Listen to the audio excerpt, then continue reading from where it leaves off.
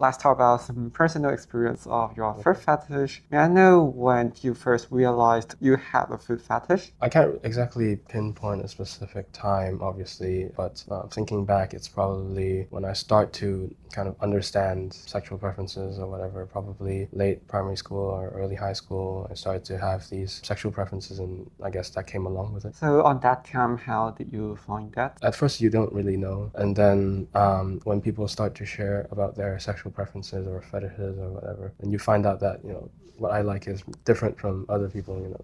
Some other things interest me more and turns me on more, and in my case, it was feet. I guess that's how I found out. When you discovered that, how do you feel on that time? At the time, I was, in some ways, it's a double-edged sword because it was nice feeling that, I was different in a way. And, it's something that people don't really understand very well, at least from my time. And so when I probably look at these features or items, things that I find interesting, people don't really know. And therefore, I have a relatively enjoyable time, dabbling within my fetish. But then I guess when I understand that the society might not accept that as much, it starts to get a little bit more worn down and start to get fearful of whether that when I have an intimate relationship, would they be accepting of it? When you know you got fetish, what did you do at that time?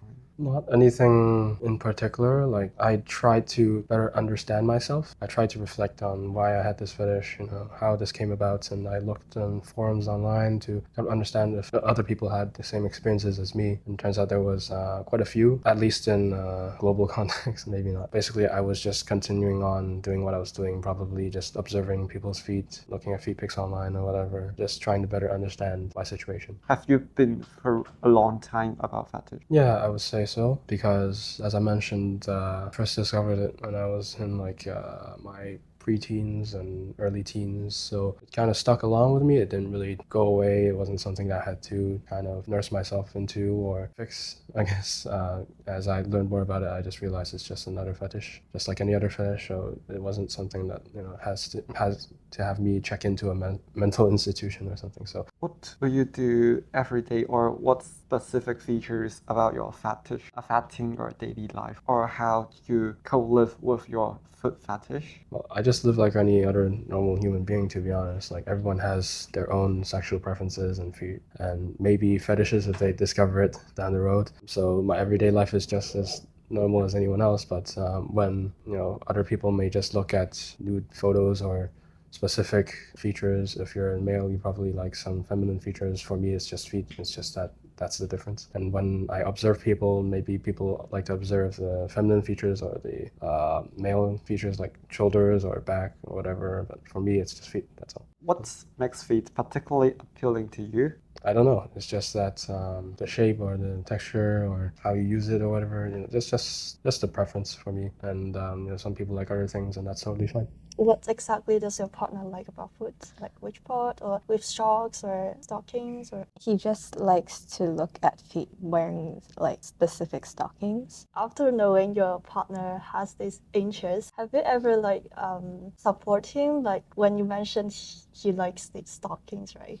He would buy it for me to wear, and sometimes when we get intimate, he may want me to wear it, and I would do this as well because it's kind of trying to please his kind of interest, but it doesn't really pressure me to do so. How do you feel about the process, like having sex maybe? I don't think I personally have too much special feeling towards this, but my partner share, he might feel more excited when he performs more intimate activity, but personally I don't really share the same kind of excitement as he does. But during the process, I think we're still very comfortable with it, so I'm fine with it. How did he communicate or share or require you to wear stockings during the intimate relationship or during sex? I think this is actually a quite step-by-step process because at first we were just having more like sentimental talk, and then he shared about a bit of his fetish on this. So at first I was shocked, so I didn't really know how to react, but then slowly he shared more about the reason why, and I just know it's just his like personal preference and he's not really doing any harm to people or to me. And so then slowly I tried to get to know what can I do to maybe can help him fulfill this kind of fantasy when we're doing more intimate activities. So that's why I would be willing to wear the stockings. How has having a fetish influenced your self-image or confidence? Probably not much because, well, first of all, I won't really tell anyone, or at least most people. So, like a daily interaction where I talk with people that sometimes I'm not familiar, sometimes I'm familiar, but I'm not very. I haven't really known that person for like decades or something. So, on that sense, nothing really matters because they don't really know about this, and I'm just a normal person to them. So usually it's not much, but for people that do know me, I usually make sure that I entrust them before I let them know this information. If they know it, it's no big deal to them. So on a daily life kind of point of view, it doesn't really matter. Have you ever felt ashamed of having fetish or what? Maybe to my younger self, because it's kind of special and very, some people may say freakish, but I would say unique.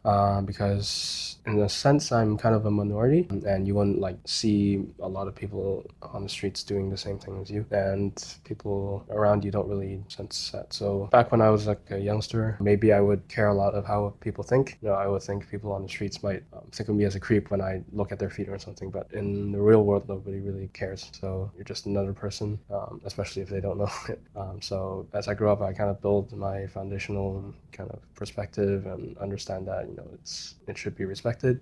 It's just another fetish, so it's just a normal thing, and I deserve respect as well. So yeah, I don't really no longer really feel very ashamed or whatever. Did you struggle in your early age, maybe? Yeah, definitely. When I first discovered this, and I didn't really know what to look out for. I don't really know who to talk to.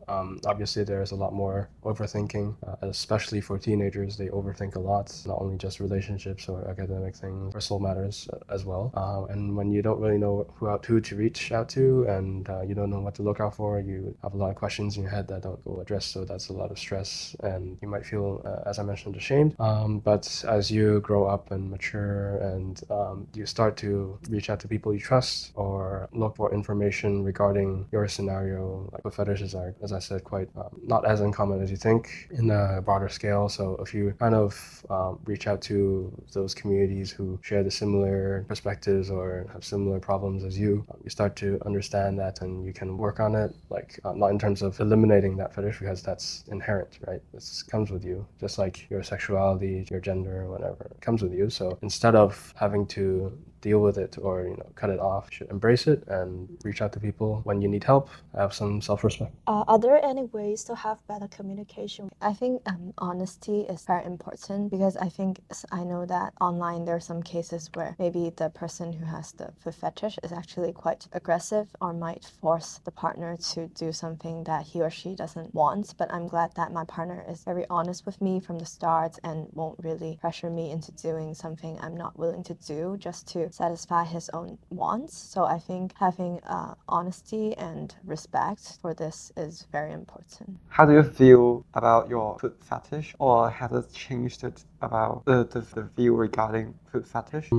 Right now, I think that, as I said, I view foot fetish as just another kind of fetish right now, and so it kind of demands respect. And well, I know in a way it's still kind of weird to a large populace. So sometimes I still question whether or not if it's okay, or whether or not I should share it to people, since people are skeptical, and then it might be a bit selfish to share it because they don't have to know about this, and I put the burden of the information on them. But I still think that it's just something that we should be more open-minded about, and so I just view it as the same as any other fetish. If it doesn't really harm anyone physically or puts anyone under mental strain, and as long as bedroom things are kept in the bedroom, it's totally fine. So from your perspective, do you love fetish? Well, yeah, I guess, because to me, it's just another form of enjoyment, or just another kind of aspect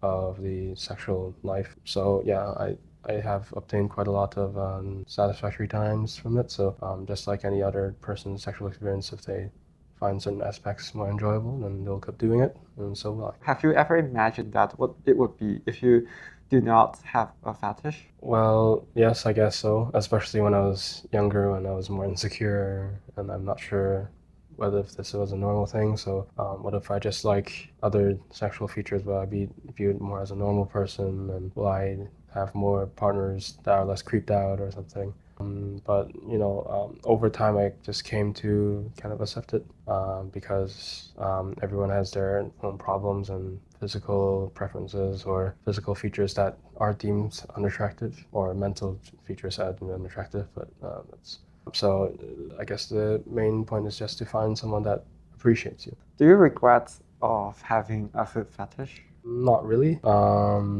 because for me, I just get the enjoyment of having this fetish, and it's not something I could really regret on because it's just inherent, right? I didn't really choose to have this. I just chose not to ignore it and just continue on focusing what makes me happy. Have you imagined that's what it would be like if your partner did not have a food fetish? Yeah, I think it would just be very, like when we're engaging in more like sexual activities, it would just be more like the normal way per se, just normal, just have the sex part and don't really. But I think with him having the foot fetish, maybe he allows me to also appreciate another body part as well, because maybe he thinks he really appreciate my feet, and sometimes I might not really use that kind of perspective to appreciate my own body. But I think he actually helped me to unlock a new way to really learning to appreciate my own body.